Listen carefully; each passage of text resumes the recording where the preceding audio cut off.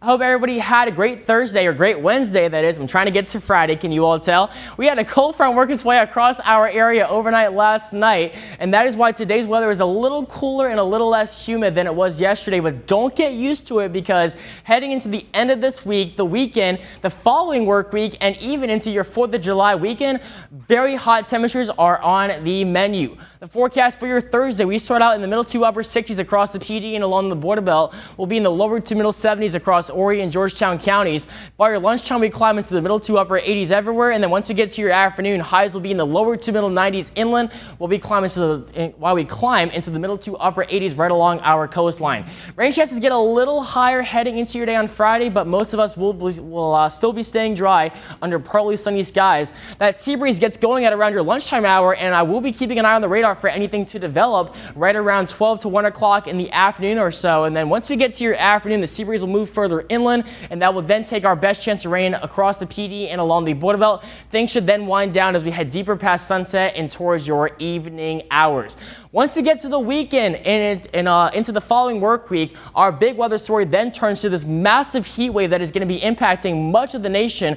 First starting off along the Gulf Coast for this upcoming weekend, and then it moves northward across the Ohio Valley heading into the second half of next week. And then before you know it, by 4th of July weekend, it actually moves southward across the Gulf Coast again. So much of us will be experiencing a very prolonged period of very hot and humid temperatures. For this weekend, most of us will have high temperatures in the middle to upper 90s. Once you factor in the humidity, the actual feels like temperature, or the heat index value, will be dangerously high in the middle to upper 100s. So be sure you're drinking plenty of water, you're limiting your time outdoors, and of course check on all your friends, your family, and the elderly as well. Of course, we can't also forget about our pets as well, and God forbid high temperatures actually get into the middle to upper 90s. The actual air temperature, or the temperature on the asphalt surfaces, could get insanely high at 155 degrees. So please keep that in mind this upcoming weekend. Thankfully, there is nothing else, or there is no tropical systems expected to form in the Atlantic, Caribbean, or the Gulf